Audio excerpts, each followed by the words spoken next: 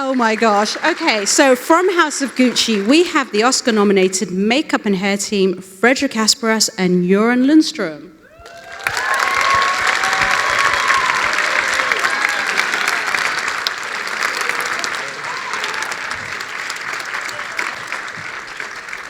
Is this where I do Father, Son, and House of Gucci? Yeah, I do.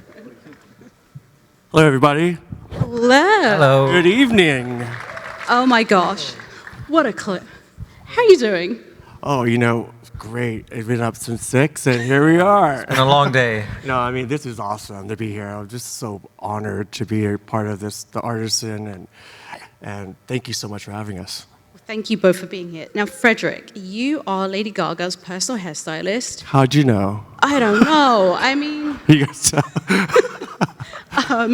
So you find out she's doing House of Gucci and having to do Patricia Gucci. Talk about the conversation she had with you in transforming her. Oh, okay. Well, she started the whole process of in her own research and being part of the home method 9 months before the movie even started filming. For her, it was super important to stay as authentic as possible in regards to when I was developing all the hairstyles to an Italian woman. Because Patricia Reggiani is not a famous woman, she's not someone you see all the time, and there's not a lot of photos of her everywhere. So for me, part of that whole research was really going into the mind of an Italian woman who would have lived in that 70s and 80s and 90s, and starting there and going deep into finding the root of the hairstyles and the culture and the music, and then using that as a jumping off point. And that's part of the conversation that we would talk about, more of a thesis and intellectual part of it, then getting hands-on with creating things 6 months before the film.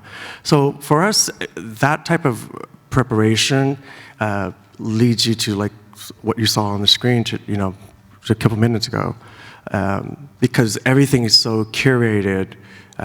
It allows her to feel so natural for her. And for me, it's part of like her own identity, and it's part of something that's not going to hinder her performance. So it's comfortable when she gets on the camera. Yeah. Amazing. And you didn't have the luxury of having months. You had 3 weeks to transform. Don't laugh. That's evil. You had 3 weeks. I don't know if 2 weeks and 54 looks and wigs would be easy to do, but you had a hard time. Yeah, that was tricky. Talk about transforming Jared into Paolo Gucci and making that look realistic, especially for drama. This is not a comedy. Yeah, I think the challenge for this makeup was that it's the only makeup of that kind in this film, and it's a drama. And a lot of times when we see prosthetics, it's in fantasy or science fiction or something like that, where you have a little bit more leeway with it not looking completely realistic. So I think the biggest challenge was, when I got the phone call about this, is actually how do I actually do a makeup on one actor in prosthetics so people don't feel that it's prosthetics, because that's going to take you out of the film. And I don't have a good answer how I do this. It's just like you just do what you know and go with what experiences you have and try to figure out the safest way to get there. But you never know how it's going to work until you actually get it done and finish the makeup. You don't really know what it's going to look like completely. How many pieces for Jared? I think we had 9 prosthetic pieces that we glued on every day and then painted the whole face. You make it seem so easy. Oh, it wasn't. You describe it so easily. I mean, when I saw Jared on set, I couldn't even find him because he was like, where is he? He's like this old Italian man in the corner. I'm like, what?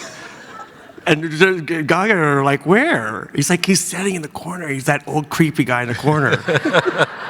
And it was so unbelievable because up close, it just looked like skin, and it was like weird. So when you saw he take 2 weeks, I was like, what? It's a crack. That's all they gave me.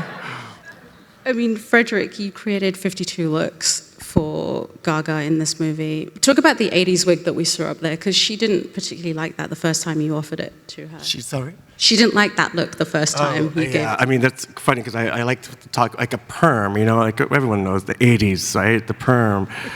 And for her, you know, she's younger, so trying to find, again, like if that scene, like first of all, director and the producer didn't even want 10 wigs. Or I had even more than that at a point. They wanted 2 for the whole film. I'm like, what? So, how am I going to do this? Like, you know, a bobby pin and hair? No. Some gray makeup on hair? No, I can't do that. So I was like, okay, I have to prove to them, and I have to prove to the directors, I have to prove to Gaga, because she's like, don't you touch me with that mop.